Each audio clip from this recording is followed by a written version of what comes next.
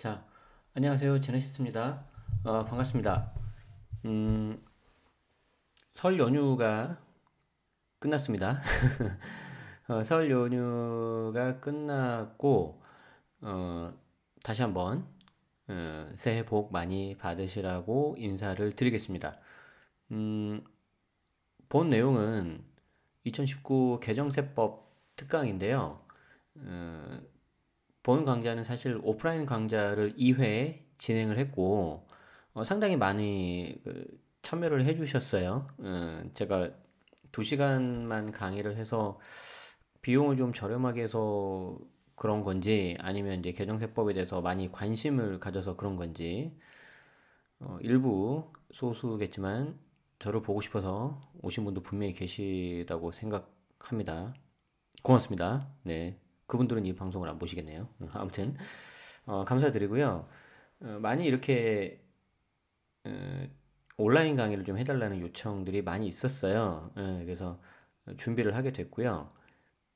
온라인과 오프라인은 아무래도 이제 좀 차이가 있죠.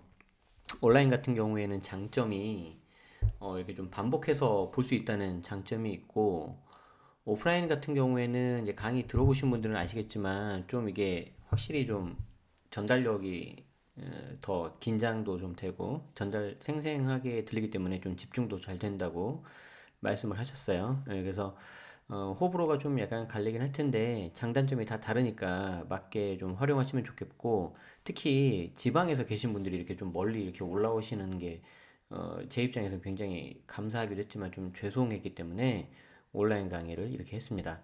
그래서 온라인 강의를 최대한 장점을 최대한 살려서 이렇게 편하게 들을 수 있도록 좀 준비를 좀 해봤어요. 그래서 지금 이렇게 제 집에서 이렇게 좀 준비를 하고 있고, 사실은 이제 조금 전까지만 해도 제가 다른 장소에서 녹화하는 거를 제가 준비를 하고 왔는데 이제 시간이 늦어서 좀 왔고요. 다행히 애가 좀 일찍 자는 바람에 집에서 이렇게 준비를 하고 있습니다. 그래서 어, 온라인 강의는 한 강좌가 너무 길어지면 여러분들이 좀 보기가 좀 힘드세요. 그래서 오프라인에서는 제가 2시간 약간 넘었는데 중간에 한 번만 쉬었거든요. 그런데 온라인은 그렇게 하면 힘들어요. 그래서 제가 한 강좌당 한 30분 내외로 해서 한 중간에 3번 정도 쉬는 시간 가져서, 그러면 강의 파일이 한 4개 정도 나오겠죠. 혹은 5개. 그건 제가 해보면서 준비를 조정을 하도록 하겠습니다. 그래서 자, 첫 번째 시간에는 제가 어떤 걸 하는지 좀 설명을 드리도록 할게요. 자, 목차를 먼저 좀 보셔야죠. 자, 진행 순서. 개요에 대해서 좀 말씀드릴 거고요. 취득 단계에 대한 내용까지 해서 제가 1강으로 할 겁니다. 그리고 보유 단계는 제가 파트 1, 파트 2로 나눴어요. 양이 많아서. 그래서 파트 1까지 하고 제가 한번 쉴 거고요. 음, 그리고 파트 2까지 하고도 한번 좀 쉬고, 그리고 마지막 양도 단계 여기까지 한 다음에 좀 쉰 다음에, 여기 지금 그 다음에 이제 이게 정말 마지막인데, 향후 절세 전략 이렇게 한 줄밖에 안 나와 있는데 사실 이 부분이 제일 중요하죠. 그래서 이 부분에 대한 내용이 굉장히 중요하기 때문에 여기 잘 복습해서 보시면 좋을 것 같습니다. 자, 이렇게 되어 있어요. 자, 순서는 이렇게 좀 되어 있고요. 자, 한번 그래서 보도록 하죠. 자, 2019 개정세법 특강. 자, 첫 번째 개요에 대한 내용입니다. 자, 최근 정부 정책 너무 많이 쏟아지고 있죠. 예, 기억나시나요? 2017년 8월 2일 흔히 말하는 이제 파리 대책이라고 했죠. 그래서 파리 부동산 대책부터 시작을 해서 같은 해 12월 13일 임대주택 등록 활성화 방안, 약간 글씨가 작은데 보이시죠? 친절한 청와대에 있는 김현미 장관님을 모시고 다주택자는 어떻게 해야 될까요? 라는 내용에 대해서 이 당시만 하더라도 임대주택 등록을 하게 되면 세금 혜택을 많이 주니까 하십시오. 아니면 파십시오라고 하셨는데, 1년이 조금 더 지난 지금, 좀 이게 뒤에 말씀드리겠지만, 안 된 것도 있어요. 그래서 이 개정세법에 대한 내용 잘 보셔야 될 것 같고요. 그리고 2018년 4월, 다주택자 양도세 중과가 시행이 됐죠. 이 중자 이게 무거울 중자잖아요. 그래서 무겁게 과세한다. 즉 무슨 말이에요? 좀 세금을 많이 부과한다는 뜻이죠. 그래서 4월부터 시행이 되고 있습니다. 뒤에 말씀드리겠지만 세부담 자체가 잠깐 조금 늘어나는 게 아니고 굉장히 많이 늘어나요. 그래서 그 부분 잘 보셔야 되고요. 아직 끝나지 않았습니다. 작년에 재정개혁특별위원회, 줄여서 재정특위라고 하는데, 여기 계신 분들이 이제 주로 보면 이제 참여연대 출신 분들이 많으세요. 그래서 평소의 지론이 보유세 강화하고 공평과세 해야 된다. 그래서 소위 말하는 그 좀 이게 자산이나 재산이 많은 분들에게 세부담을 높여야 된다라고 주장을 하신 분들이셨는데, 그래서 굉장히 좀 세부담이 좀 커지겠다라고 작년 7월에 좀 이게 예상을 하고 권고안이 나왔는데, 대통령께 권고안이 나왔는데 역시 예상대로 셌어요. 그런데 그거보다 좀 더 세게 나온 게 세법 개정안이었어요. 7월 말쯤에 여름휴가 가기 직전에. 그래서 굉장히 사람들이, 저도 그랬고 제 블로그에도 적었지만, 세부담이 재정특위에서 내놓은 권고안도 세다고 생각을 했는데 더 세게 세법 개정안이 나왔구나. 그랬는데 웬걸 9.13 부동산 대책에 더 세게 나왔어요. 그러니까 이해되세요 지금? 여기 권고안이 굉장히 세다라고 생각을 했는데 얘가 더 센 거예요. 근데 이거보다 더 세게 나와버린 거예요. 9.13 부동산 대책. 그래서 이 9.13 부동산 대책을 중심으로 해서 뭐 제가 이제 누구라고 말씀은 안 드리겠지만 시장의 그 전문가들 있잖아요. 부동산 전망을 하는 전문가분들, 특히 애널리스트 분들 중에 대다수 분들이 좀 돌아섰어요. 서울 예를 들어서 수도권은 계속 상승할 거다라고 하셨던 분들이 이때부터 많이 좀 기조를 스탠스를 바꿉니다. 이제 아직도 매수하는 건 좀 무리 있는 것 같다라고 이렇게 좀 많이 바뀌게 돼요. 그만큼 어, 집값이 더 오른다 안 오른다 그건 둘째 치고 이 9.13 부동산 대책이 굉장히 세요. 자, 그리고 이제 9.21 부동산 공급 대책, 뭐 흔히 이제 말하는 제3기 신도시, 그 이후에도 이제 계속 이렇게 정책이 나오고, 이번에 개정세법 그리고 시행령 개정안까지 하면은 굉장히 좀 내용이 많이 좀 바뀌었어요. 그래서 저도 세금 강의를 하는 사람인데 굉장히 좀 많이 바뀌어서 좀 당황스럽고요. 지금 여기 이제 제가 두 번째 책 이렇게 홍보한다고 이렇게 써놨는데, 첫 번째 책 있잖아요. 친절한 절세. 그 책 지금 개정 작업을 하고 있는데 이게 보통 이게 손이 많이 가는 게 아니더라고요. 그래서 좀 늦어져서 죄송한데 좀 최대한 그것도 빨리 좀 해보도록 하겠습니다. 자, 아무튼 이렇게 정부 정책이 계속해서 쏟아지고 있는데, 제가 이제 무슨 말씀을 드리고 싶냐면, 특히 이제 여러분들께서 많이 이제 걱정을 하시는 게, 음, 세법 개정이라는 게 쉽게 말해서 그냥 바로 되는 게 아니에요. 어, 이게 이제 국민의 어떤 재산권을 침해할 수 있는 그런 내용이다 보니까 굉장히 좀 신중하게 접근을 해야 되고, 쉽게 말해서 법 자체가 개정이 돼야지 이게 효력을 미칩니다. 그런데 정부가 이렇게 개정안이잖아요. 어떻게 하겠다고. 우리도 이제 회사에서 어떻게 해요? 보고서를 쓰면은 우리가 그냥 실무자가 딱 정해서 위에 팀장님한테 보고하면은 깨지죠. 그게 아니라 이렇게 이렇게 해보겠습니다라고 안을 만들죠. 그래서 그 안에 대해서 팀장님이 보시고, 뭐, 김 과장, 뭐, 이거 이렇게 하면 되겠구만 해가지고 뭐 이렇게 저렇게 수정하고 하는 거잖아요. 마찬가지예요. 정부도 법을 이렇게 한번 개정하겠습니다라고 세법 개정안에 대해서 한번 발표를 했잖아요. 그리고 거기에 대해서 최종 법이 통과가 돼야지 효력이 생기는 거예요. 무슨 말씀인지 아시겠죠? 자, 그런데 정부가 이렇게 하겠다라고 10가지를 발표를 했는데 실제 법 통과는 9개밖에 통과 안 할 수도 있는 거잖아요. 그렇죠? 그러면 나머지 한 개에 대해서는 우리가 바로 잡아줘야 된단 말이에요. 자, 이런 거예요. 자, 법은 국회에서 법이 통과돼야지 효력이 발생을 해요. 자, 국민의 대표, 우리가 이제 민주주의 국가잖아요. 갑자기 세법 이야기하다가 민주주의 나오니까 좀 당황하실 수도 있는데, 민주주의 국가에서는 국민의 대표자들이 모여서 이렇게 대의 민주주의를 하지 않습니까? 직접 민주주의가 현실적으로 안 되기 때문에 자 그래서 대의 민주주의를 하다 보면은 국회의원이 국민을 대표를 해요. 자 그분들이 국회에서 법을 통과를 해야지 그 내용이 발생을 합니다. 자 그래서 아까도 말씀드린 것처럼 최종적으로 개정된 내용을 봐야 돼요. 자 예를 들어서 어떤 거예요? 자 중공공 지금은 이름이 바뀌었죠. 장기 일반 민간 임대주택으로 이름이 바뀌었는데 그냥 기존에 하셨던 분들도 많이 계시니까 저도 그랬고 중공공이라고 제가 편하게 말씀드릴게요. 자 중공공 같은 경우에 장기 보유 특별공제를 8년 임대를 하면 50%를 해주기로 원래 당초 제도가 그렇게 시행이 됐는데 임대주택을 많이 등록을 유도하기 위해서 8년을 하면 70%로 상향 조정해 주기로 했었어요, 원래는. 그런데 그게 통과가 됐어요, 안 됐어요? 안 됐잖아요.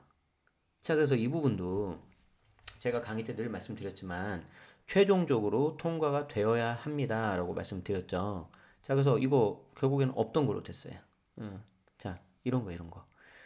자, 그리고 이 법이 통과가 된다 하더라도 이 법 조문의 모든 내용을 다 담을 수가 없어요. 자, 그렇기 때문에 좀 더 구체적인 내용은 이제 그 하위 법이라고 할 수 있는 시행령이라는 곳에다 다 담아요. 그래서 좀 이쪽으로 가면 좀 약간 디테일한 내용들이 나오는데 이거는 어떻게 하냐면 위에서는 국회에서 법이 통과가 돼야 되잖아요. 이 녀석은 대통령령으로 그냥 효력이 발생이 돼버려요. 그렇기 때문에 좀 상대적으로 법 개정보다는 좀 더 수월하겠죠. 게다가 지금 현재 정부가 집권 아직 그래도 초반부잖아요. 아직 반이 끝나지 않았어요. 그렇기 때문에 좀 상대적으로 어, 좀 이게 드라이브를 강력하게 걸 수가 있잖아요. 그렇기 때문에 대통령령으로 즉시 효력이 발생을 하고 이 부분에 대해서는 시행령 개정안에 대해서 웬만하면 내용이 모두 다 통과가 될 거다. 자, 이 말씀을 드리고 싶어요. 자, 근데 이 부분이 어떻게 된다? 2월 아마 중순 정도 되면 최종 확정이 될 거예요. 자, 오늘 날짜는 며칠이냐면 어, 이제 설 연휴가 막 지난 2월 7일이에요. 자, 그래서 제 개인적인 생각으로는 시행령 개정안 정부가 발표한 거 있죠. 올해 1월 8일 날. 거기에 대한 내용은 거의 다 아마 통과가 될 거예요. 그런데 혹시 그 중에서 내용이 바뀐 부분이 나온다면 그 부분에 대해서는 제 블로그 등을 통해서 업데이트 하시면 될 것 같습니다. 아마 매우 미미할 것 같다. 자, 그리고 그 밑에 이제 시행 규칙이라는 게 있어요. 여기는 국회의원 분들, 그리고 이쪽은 대통령령. 자, 여기까지 하더라도 모두 다 할 수가 없어요. 자, 그래서 그 밑에 더 디테일한 것들은 국무총리 또는 각 부처에서 정하라고 하는 시행 규칙이라는 게 있어요. 자, 구체적이어서 좋긴 한데 조심하셔야 되는 거 뭐냐면 여기는 법원, 그러니까 어떤 법의 어떤 근원, 근거가 되는 건 약간 부족해요. 자, 대표적인 게 뭐냐면 매매사업자 간주 시행규칙. 얘는 부가가치세법이 있단 말이에요. 부가가치세법 시행규칙. 뭐예요? 상반기 또는 하반기. 부가가치세법에서는 6개월을 일과세기간으로 보는데 그 6개월 기간, 상반기 1월 1일부터 6월 30, 그리고 하반기 7월 1일부터 12월 31일까지 요 6개월을 기준으로 해가지고 매수 1회, 그리고 매도 2회를 하면 매매사업자로 간주하겠다라는 게 있는데 얘는 시행규칙이라서 뭐 그렇게 하면은 100% 된다 이런 거는 좀 그렇진 않아요. 법하고 시행령은 좀 다르다. 그렇기 때문에 좀 이 세 가지를 좀 구분하셔야 되는데 그러니까 우리 정리를 해보면은 뭐가 우리한테는 관심이 있는 사항이 되겠어요. 법과 시행령이 잘 봐야 되는 그런 내용이 되는 거죠. 자, 그래서 여러분들이 어떻게 하셔야 되냐면요. 어, 제가 이제 과거에 세무사 공부했었을 때 다 그렇게 하시더라고요. 이제 이미 합격하신 회계사님이나 세무사님들 통해서 이제 수업을 듣고 있는데 그분들이 연초만 되면 뭐 밤에 집에 들어가지도 못하고 뭐 날을 새고요. 뭐 책 그 업데이트를 하느라고 정신이 없으세요. 무슨 말씀이냐면 이 세법은 매년 개정이 됩니다. 그리고 여러분들은 부동산 투자 공부하시는 거 계속 하시는 거잖아요. 잠깐 1년 하고 끝나는 거 아니잖아요. 그쵸? 자, 그렇기 때문에 어, 계속해서 이 세법 내용이 개정되는 걸 업데이트를 하시려면 어떻게 해야 되냐면 나는 나중에 다 되고 나면 그때 가서 마지막 한 번만 공부해야지. 그렇게 하면 절대 할 수가 없어요. 그냥 현재 기준, 오늘 기준 날짜로 내용을 완벽하게 숙지하신 다음에 그 다음에 여기 노란 거 있죠. 새로운 내용만 업데이트하면 돼요. 자, 그런데 그 업데이트할 때 조심해야 되는 게 뭐라고요? 개정된 거를 확실하게 본 다음에 하셔야 된다고요. 시행령도 마찬가지고. 어. 자, 그래서 너무 이렇게 보도자료만 보고 특히 보도자료 원문을 보면 그나마 괜찮은데 그걸 한번 가공한 기사, 경제기사 같은 걸 보고 거기에 보면 좀 잘못된 부분도 있을 수 있거든요. 사람이다 보니까 기자분들도 실수하신단 말이에요. 자, 그거 보면서 너무 부화내동하면 안 되겠다. 아, 이제 나 큰일 났다. 어떻게 되겠다. 이렇게 너무 섣부른 판단하시면 안 되겠다는 거예요. 자, 이해되시죠? 자, 그래서 그 부분을 제가 좀 말씀드리고 싶었고, 본 강의는 어, 2시간 정도 분량이잖아요. 그렇기 때문에 개정세법 내용만 업데이트 하시라고 드리는 강의 내용이에요. 자, 그래서 음, 특히 기존에 수업을 들으셨던 분들 계시죠? 그 수업 들으셨던 분들이 업데이트할 용이고, 만약에 오늘 이 강의가 내가 듣는 처음 세금 강의다. 그러면은 아마 어려우실 거예요. 왜냐하면 바뀐 내용 위주로 제가 말씀드리거든요. 기존의 내용을 비교해서 말씀을 드리지만 기존 내용에 대해서 제가 차근차근 다 설명드릴 수 있을 수가 없어요. 양도소득세하고 세금 기초적인 것만 하더라도 3시간 특강 해야 되고요. 주택임대 사업자만 하더라도 3시간 특강을 해야 돼요. 예, 그리고 정규 같은 경우에는 제가 사주로 운영을 하고 있기 때문에 법인까지 포함해서 그래서 이 내용 개정세법을 가지고 내가 부동산 세금을 정리하겠다. 그렇게 생각하시면 안 되고, 기존의 내용에서 업데이트해서 가겠다. 또 하나, 그래도, 내가 세금 강의를 처음 듣지만 빠르게 올해 바뀌는 내용을 습득해보겠다. 그런 분들한테는 도움이 되실 거예요. 그렇지만 조금 어려울 수는 있다. 자, 이해되시죠? 자, 그래서 이 내용 차이점 잘 아신 상태에서 들으셨으면 감사하겠습니다. 자, 사례를 하나 보죠. 어. 자, 경기도 용인 수지에 있는 주택이 있습니다. 갑자기 웬 용인 수지일까요? 제가 용인 수지에 살고 있어서 그래요. 그리고 용인 수지가 작년에 음, 조정 대상 지역으로 지정이 됐죠. 자, 예를 들어서 2016년 8월에 취득을 했다고 가정을 해요. 그리고 얘를 올해 3월 달에 매도한다고 가정을 합시다. 자, 해당 주택을 양도할 때 조심해야 되는 건 뭡니까? 자, 양도할 때 조심해야 되는 건 뭐예요? 용인 수지구 같은 경우에는 조정 대상 지역으로 지정이 됐죠. 그렇기 때문에 항상 양도세 중과가 되는지 안 되는지를 잘 보셔야 되고요. 그때 조심해야 되는 게 뭐냐면 세대 기준으로 주택수를 따져봐야 돼요. 세대 기준. 꼭 보면 자기 것만 따져요. 자기 것만. 그리고 배우자 거, 그리고 위에 직계존속, 밑에 직계비속 이게 한 세대를 구성하고 있는데 그거 빠뜨리시는 분들이 굉장히 많아요. 그러면 땡이에요. 땡. 주택수에 따라서 양도소득세는 전략이 완전 달라집니다. 자, 만약에 해당 주택을 양도하는데 비과세가 아니라고 가정을 해봐요. 자, 이때 양도 차익이 1억이라고 가정을 해봐요. 자, 양도 차익이 1억이면 여러분들이 이제 부동산 좀 내가 투자를 좀 한다. 이걸로 좀 뭔가 재테크를 해보겠다 그러시면은 기본적으로 약간 상식적으로 알아두시는 게 좋은데 양도 차익이 1억이었을 때 내가 내야 되는 양도소득세가 얼마냐? 자, 필요경비에 따라서 그리고 공동명의나 단독명의에 따라서 다르지만 대략 단독명의라고 가정했을 때 1,500에서 2,000 정도가 나와요. 얼마요? 1,500에서 2천만 원 정도가 나와요. 이걸 그냥 외워두시는 게 편해요. 자, 그런데 얘가 조정대상 지역이잖아요. 그럼 양도세 중과가 될 수 있단 말이에요. 다른 주택이 있으면. 그래서 그때 2주택 중과가 된다. 그러면 얘가 세금이 얼마로 점핑을 하냐면 내가 얼핏 들어보니까 중과됐을 때 2주택 중과면은 기본 세율이 10%가 오버된대. 가산된대. 그러니까 뭐 2천만 원이면 2,200만 원인가? 큰일 나요. 큰일 나. 자, 그렇게 되지 않고요. 2,900만 원으로 거의 더블 가까이 뛰어요. 실제 계산해보면 그렇게 돼요. 예. 제가 용인 수지에 살고 있다니까요. 제 물건이 있고. 자, 그리고 이게 만약에 주택이 하나 더 있었어. 2주택 중과가 아니라 3주택 중과가 된다. 그러면 이게 얼마까지 치솟냐면 대략 한 4천만 원 정도. 거의 뭐 더블이 아니라 그 이상을 뛰게 되는 거죠.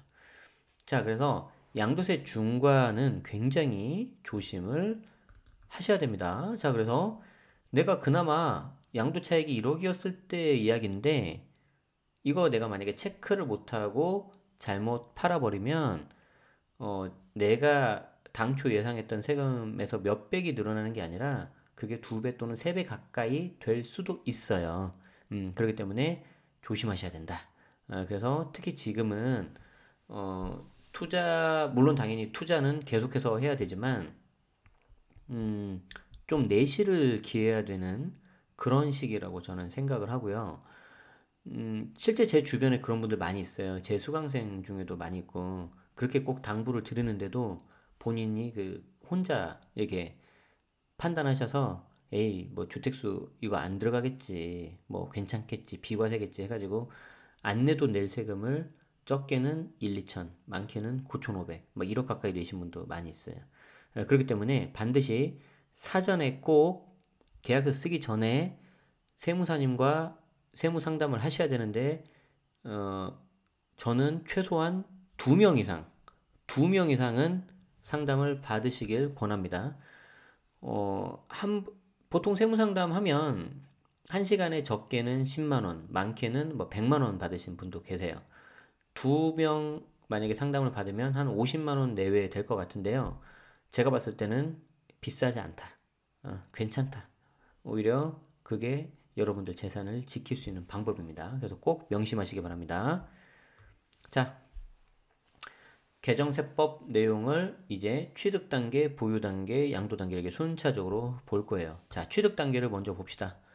자, 취득세에 대해서 제가 차분하게 설명드리는 그런 강의가 아니에요. 자, 취득 단계에서 바뀐 내용만 전달 드립니다. 자, 취득 단계에서 여러분들이 아셔야 되는 거는, 자, 이게 있어요. 취득세 감면 혜택 언제 나와요? 임대주택 등록했을 때. 자, 그때 혜택이 원래 작년에 이제 끝나는 거였는데 연장이 됐어요. 언제까지? 2021년까지 연장이 됐어요. 자, 그런데 몇 가지 요건을 충족해야 돼요. 자, 어떤 요건을 충족해야 되냐면 공동주택, 그리고 오피스텔, 주거용 오피스텔이에요. 업무용은 아니에요. 자, 그리고 최초 분양자의 하나다. 즉 중간에 명의가 바뀌면 해당 안 된다.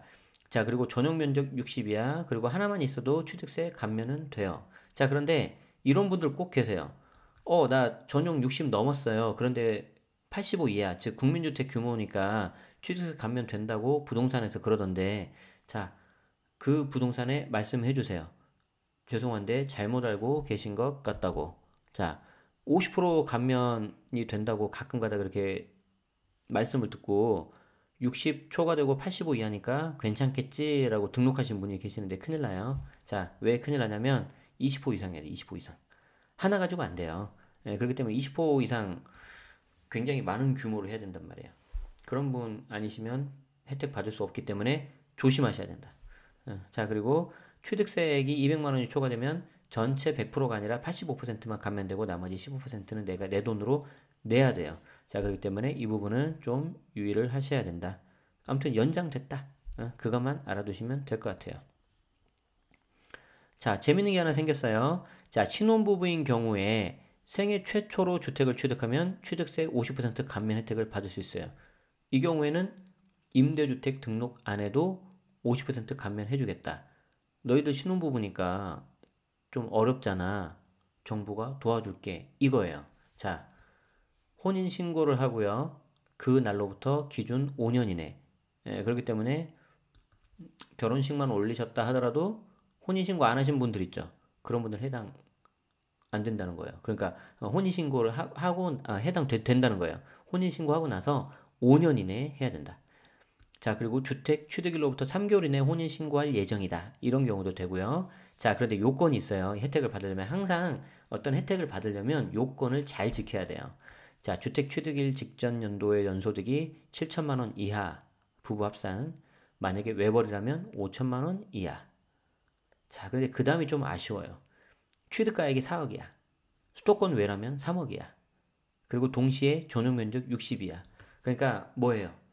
작은 거 사라는 거죠. 전용 면적 60이면 우리가 흔히 말하는 평형 몇 평짜리죠? 흔히 말하는 24평형 뭐 그런 거예요. 전용 면적하고 공급 면적 그건 아시죠? 자, 그리고 조심하셔야 되는 게 3년 이내에 내가 만약에 팔아버렸다. 아니면 딴 사람한테 증여했다. 아니면 임대주택으로 등록을 해버렸다. 그러면은 감면받았던 취득세 50% 토해내야 된다. 자, 취득가 4억이면은 전용 85 이하니까 440만 원 취득세가 나온단 말이에요. 1.1%에서 거기에 50%니까 220만 원. 220만 원 내가 보태줄게 이거예요. 신혼부부인 경우에 아셨죠? 자, 그래서 혹시 잘 보세요. 내가 결혼은 했는데 혼인신고는 아직 안 했어. 이 인간, 이 배우자가 말 잘 듣는지 안 듣는지 보려고. 자, 그러신 분들 한번 요건 보시고 맞으면 해도 어떨까 싶어요. 네. 자, 취득 단계에서는요, 개정된 게 이거 두 가지예요. 그래서 이거 두 가지 정도 위주로 알아두시면 될 것 같아요. 자, 제가 아까 처음에 취득 단계 하고 쉰다고 했는데 제가 말씀 잘못 드렸네요. 죄송하고요. 보유세를 제가 파트 1, 파트 2로 나눴어요. 그래서 보유세 파트 1까지 하고 이제 잠깐 쉬도록 하겠습니다. 벌써 26분이나 지났네요.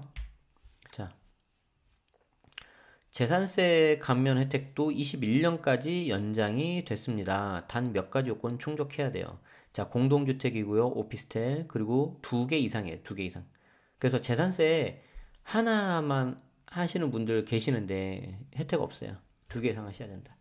자, 그리고 전용 면적에 따라서 감면율이 다르다.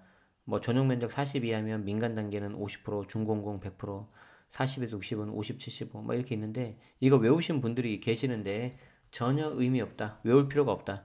자, 그럼 어떻게 하면 돼요? 계산하는 법을 알아서 내가 감면이 어떻게 되는지 알아야 되는데 그거 계산법도 제가 봤을 때는 의미 없어요. 자, 계산하는 거에 신경 쓰지 마시고요.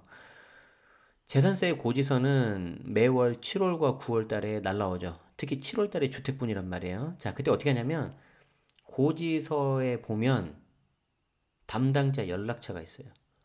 그 담당자한테 전화를 해요. 전화하셔서 저 제네시스인데 이거 1번 주택 제가 임대주택으로 등록한 건데 감면이 됐나요? 라고 물어보세요. 그러면은 감면이 됐습니다. 라고 할 거예요. 두 개 이상 등록하셨다면 자, 그러면 고맙습니다. 감사합니다 하고 끊지 마시고 한 번 더 물어보세요. 감면이 얼마큼 됐죠? 그러니까 작년에 얼마였는데 올해 얼마가 돼서 감면이 얼마가 됐습니까? 라고 물어보세요. 자, 그러면 그분들이 친절하게 알려줄 거예요. 자, 그러면 거의 100에 8, 9분은 네, 맞게 정산 잘 갔고요. 어쩌다 몇몇 분들은 선생님 죄송합니다. 이거 감면 돼야 되는데 실수로 누락이 됐네요. 다시 고지서 드릴게요. 라고 나올 거예요. 그래서 실제 작년에 이거 제가 방법에 제 블로그에 알려드렸더니 막 비밀 댓글로 시스님 감사해요. 소고기값 벌었어요. 이걸로 외식할 거예요. 그렇게 하시더라고요. 저도 좀 사주지. 아무튼 그랬는데 진짜 의외로 한 10명에 한 명 있을까 말까인데 실제 있어요. 그런 분 계셨어요. 전화해서 물어봤더니 선생님 죄송합니다. 감면 받으면 안 되는데 잘못해서 감면이 됐네요. 죄송합니다만 어, 고지서 업해서 알려드릴게요. 이런 분이 계셨어요. 어, 그런 케이스도 물론 있긴 한데 결국 나중에는 잡히니까 전화해서 물어보세요. 그래서 그렇게 해서 하는 게 가장 빠르고 혹시라도 사람이다 보니까 실수할 수 있거든요. 그 공무원들도. 그래서 체크하는 가장 좋은 방법이고요. 이거 계산하는 거 제가 봤을 때 의미 없다. 자, 그렇게 하시면 될 것 같아요. 자, 그리고 다가구 주택 역시 재산세 감면 규정이 신설이 됐어요. 지금까지는 다가구는 단독주택이라는 이유로 혜택이 불가했는데 이번에 개정을 통해서 임대주택 등록을 하고 당연히 8년 임대를 해야 되겠죠. 그리고 각 호수별 전용 면적이 모두 40제곱미터 이하라면 100% 감면이 가능하다. 자, 그래서 다가구 갖고 계신 분들은 한번 눈여겨 보실 필요가 있겠다. 자, 그 다음 종부세, 종합부동산세죠. 자, 얘는 좀 제가 드리고 싶은 말씀이 많아요. 자, 한번 봅시다. 옆에 봐보세요. 종부세는 가장 복잡하고 세부담 역시 크게 개정이 됐습니다. 자, 여기에 있는 내용을 눈으로 한번 읽어보세요. 제가 5초 시간 드릴게요.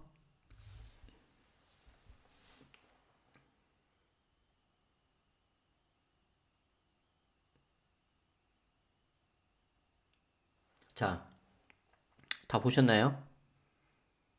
무슨 말씀인지 이해 가세요? 모르겠죠? 저도 어려워요.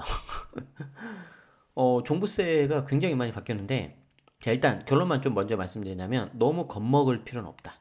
자, 너무 겁먹을 필요는 없는데, 자, 우리가 그래도 좀 알아야 되는 게 있다. 이 내용을 좀 아셔야지 정부가 이 다주택자에 대해서 어떻게 생각하는지를 알 수 있고, 그 다음 넥스트가 뭐가 되겠다라는 게 약간 보여요.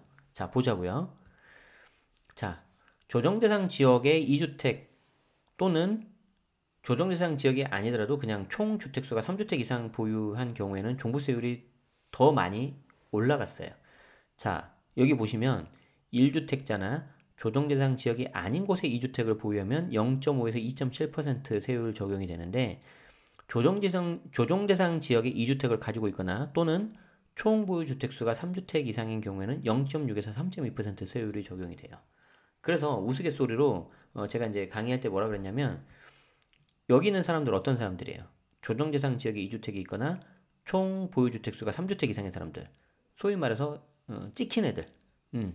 정부한테 찍힌 애들, 미움받는 애들이에요. 이런 애들은요, 세율도 많이 적용이 되고요. 세부담 상한이라고 있는데 이게 뭐냐면 작년에 내가 보유세를 100만 원을 냈어. 그러면은 아무리 그 세율이라든가 공시지가 올라간다 하더라도 세부담 상한 위에 리미트죠, 리미트. 그게 이제 150%, 즉 150만 원으로 딱 이렇게 더 이상 올라갈 수가 없어요. 그랬는데 얘들은 뭐라 그랬어요? 찍힌 애들이라 그랬죠. 찍힌 애들. 그래서 조정대상 지역에 2주택을 갖고 있으면 200%로 더 올려버리고요. 만약에 주택수가 3주택 이상이다. 그러면 어떻게 돼요? 150%, 200%가 아니라 300%까지 올려버려요. 그러니까 세율도 올라가고 공정시작가액 비율도 올라가고 공시지가도 올라가가지고 세부담이 이렇게 딱 늘어나잖아요. 그러면 300%까지 그냥 쭉 가버린다는 거예요. 왜? 얘들은 찍힌 애들이니까. 그래서 외우기도 좋아요. 조정대상 지역의 2주택이면 200%, 3주택 그냥 이상이면 300%. 외우기도 되게 좋죠. 되게 세심하죠. 정부 정책이. 자, 아무튼 이래요. 자, 그리고 공정시장 가액 비율이 단계적으로 인상되는데, 자, 이 부분은 좀 뒤에 산식을 좀 보셔야지 여러분들이 이해가 되실 것 같아요. 자, 제 수업을 들으신 분들은 아시겠지만, 세금은 두 가지만 알면 돼요. 기억나시죠? 제 수업 들으신 분들. 자, 뭐하고 뭐만 알면 된다고요? 과표하고 세율, 이 두 가지만 알면 내가 내야 되는 세금을 이론적으로는 다 구할 수가 있다. 과표에다가 세율만 곱하면 되거든요. 자, 그래서 종부세도 마찬가지예요. 종부세를 구하려면 종부세 과표 그리고 세율만 알면 되는데 그거를 다 뜯어보면 종부세가 올라갈 수 있는 요인들을 다 올려버렸어요, 이번에. 자, 보자고요. 자, 종부세 과표는요. 일단 보유하고 있는 주택의 공시가격을 다 더하고 여기에서 6억 원을 빼줘요. 물론 1가구 1주택 그리고 단독 명의인 경우에는 9억을 빼주지만 일단 6억을 빼준다라고 봅시다. 자, 그래서 공시가격에다 6억을 빼주고 이 값에다가 공정시장 가액 비율이라는 놈을 곱해주는데 얘가 기존에는 80%, 즉 이 값에다 곱하기 0.8을 해줬어요. 그러니까 이 값에서 0.8을 곱하니까 약간 줄어들죠. 그런데 얘를 이번에 85%로 올렸고 계속해서 단계적으로 5%씩 올려서 결국에는 100%가 올라가요. 2022년에. 그렇다면 어떻게 되는 거죠? 곱하기 1이 되는 거죠. 그래서 여기 6억 원 초과되는 거에 대한 값을 모두 다 종부세 과표로 잡아가겠다 이거예요. 자, 아직 발표는 안 났는데 이제 조만간 나겠죠. 4월이 되면 공동주택 가격, 즉 우리가 흔히 말하는 아파트 여기에 대한 공시가격이 발표가 될 거예요. 이미 단독주택은 발표가 됐고요. 공시가격 많이 올랐죠. 토지도 오르고 상가도 오르고 아파트라고 안 오르겠어요? 얘 오르겠죠. 자, 그래서 얘가 일단 올라요. 6억 원은 변함이 없죠. 여기에다가 공정시작 가액비율 이미 올랐죠. 요 세 가지 요소 중에서 두 가지가 올랐기 때문에 종부세 과표 올라요, 안 올라요? 오르죠. 이미 올랐어요. 그쵸? 자, 자 그러면 세율이 어떻게 될 거냐? 세율이 어떻게 될 거냐? 먼저 2000 그러면 이제 과표에 있어서는 다 올랐네, 요소가. 자, 그다음 과표 우리가 봤으니까 그다음에 이제 세율을 보자고요. 세율. 세율을 보면은 자, 일단 2018년 사례를 먼저 봅시다. 자, 세율표 이렇게 되어 있는데 외우지 마세요, 이거. 그냥 눈으로만 보고 이해만 하시면 돼요. 자, 만약에 2018년인 경우에는 내가 3주택을 가지고 있었어. 근데 그 3주택에 대한 공시가격이 3억, 4억, 5억이야. 그럼 이거 전부 다 더하죠. 얼마예요? 12억. 그리고 6억을 뺀다 그랬죠. 거기에다 80% 곱하면 과표가 4억 8천이 나와요. 그러면 과표가 4억 8천이니까 여기에 해당되는 세율은 0.5% 곱하면 240만 원. 이런 식으로 해서 종부세가 얼마 정도 나오겠구나 라고 계산을 할 수가 있는 거예요. 자, 그런데 물론 이제 이거는 재산세랑 같이 봐야 되기 때문에 약간 차이는 있어요. 자, 그 부분은 그냥 감안하시고. 자, 그런데 얘가 올해 어떻게 바뀌는지를 한번 이제 보자고요. 자, 올해부터는 이렇게 바뀌어요. 세율이. 자, 과표가 6억 이하인 경우에는 작년까지만 해도 0.5%였는데 올해는 이거를 두 개로 쪼개요. 3억 이하인 경우에 그리고 3억에서 6억인 경우에. 자, 그리고 개정된 내용이 어떻게 바뀌냐면 일반적인 것과 조정지역 2주택 또는 3주택 이상 이렇게 두 개로 나눠요. 이거 제가 그냥 우스갯소리로 뭐라고 한다고요? 그냥 찍힌 애들. 그리고 여기는 좀 덜 찍힌 애들. 자, 그래서 3억 이하인 경우에는 얘는 세율이 그냥 똑같아요. 근데 얘도 3억에서 6억, 3억을 초과해버리면은 작년에는 0.55%였는데 세율이 이게 0.7%로 0.2%포인트가 올라가요. 그리고 이쪽은 좀 더 찍힌 애들이라 그랬죠? 3억 이하인 경우에는 0.6%, 0.1%포인트가 더 올라갔네요. 자, 그리고 이쪽은 0.9%, 3억에서 6억이면, 즉 0.4%포인트. 거의 더블이 올라갔죠. 이런 식으로 과표가 6억 초과 12억 이하인 사람은 작년에는 0.75%였는데 일반적인 경우라면 1%, 0.25%포인트 상승을 했고 좀 찍힌 애들, 요 녀석들은 1.3%, 0.55%포인트가 올라가요. 세율이 되게 많이 올라갔죠. 그래서 최고 세율이 작년에는 2%였는데 얘는 3.2%. 이게 1.2%포인트가 별거 아닌 것 같지만 여기 보세요. 과표가 94억 초과. 엄청나게 세부담이 될 거다. 자, 그리고 하나 더 있죠.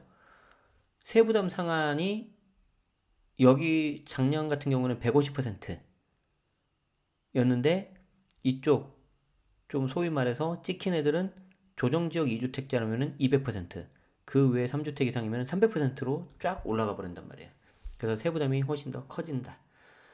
자, 그래서 이 부분을 조심하셔야 된다. 자, 그래서 아까 말씀드렸던 사례를 다시 한번 보자고요. 자, 이게 2018년도에는 한 240 정도 나는데 올해 2019년도가 되면 어떻게 되는지 한번 보자고요.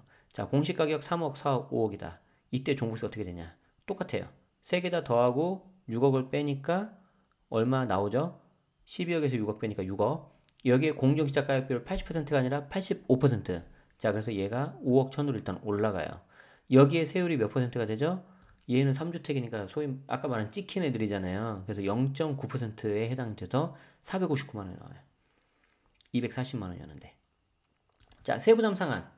원래 150% 곱하기 1.5니까 360만 원이죠? 360만 원에서 끝났어야 돼요.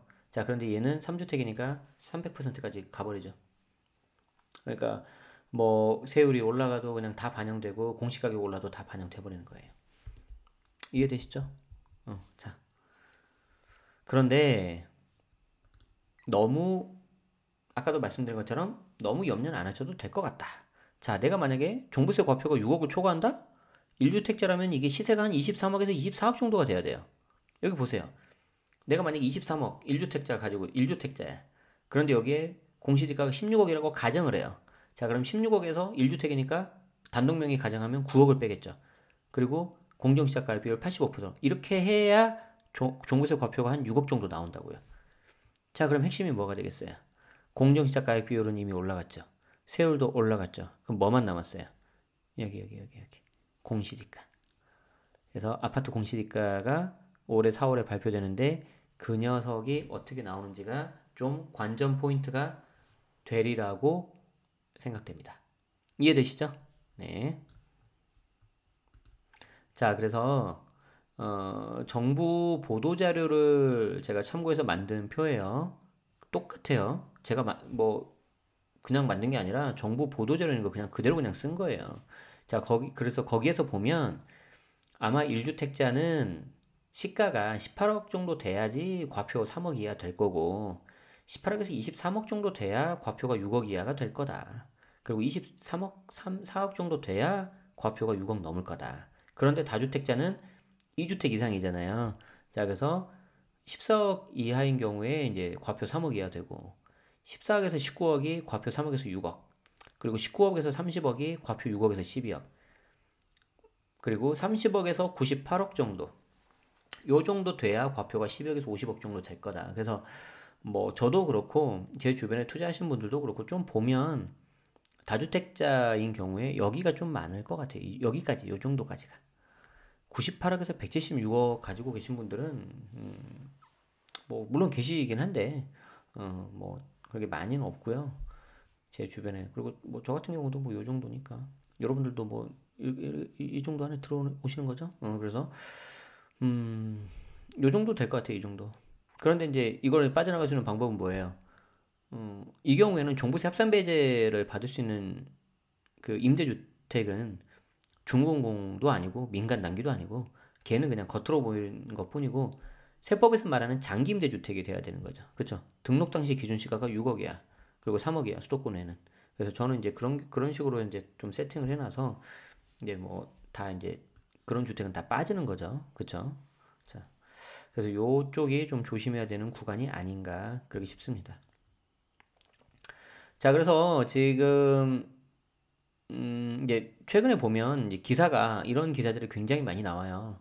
뭐 이쪽 뒤에 좀 가려져서 안 보이는데 시기는 2018년 12월부터 12월부터 계속 어떻게 보면 뭐 그냥 이건 제 개인적인 생각 추정인데 계속 약간 공시지가가 이제 오른다 이런 기사들이 많이 나와요. 제 개인적인 생각을 전제로 이런 기사가 많이 나온 걸 보면 꼭 그게 이제 약간 좀 그 다음에 좀 이런 게 실제로 현실화가 돼요. 그래서 뭐 이런 말도 있잖아요. 뭐 방귀를 자주 뀌면 뭐가 나온다. 아시죠? 예, 그래서 이런 기사가 많이 나오는 것도 좀 보실 필요가 있고, 이제 한 5초 정도 제가 홍보를 좀 하자면, 이제 그런 거에서 이제 좀 제가 영감을 받아서 이런 책을 썼어요. 부동산 기사 어떻게 봐야 되느냐. 그래서, 음, 약간 그런 걸 트렌드를 보는 것도 하나 중요한 것 같아서 좀 캡처를 해서 제가 이렇게 장표를 좀 만들어 봤어요. 자, 그래서 여기까지가 1교시. 그래서 취득 단계하고 보유 단계, 이 부분에 대해서 좀 설명을 드렸습니다. 자, 잠깐 쉬고, 보유 단계, 특히 올해, 많이 여러분들이 관심 가져야 되는 주택 임대 소득에 대해서 잠깐 보도록 하죠. 잠깐 쉬겠습니다.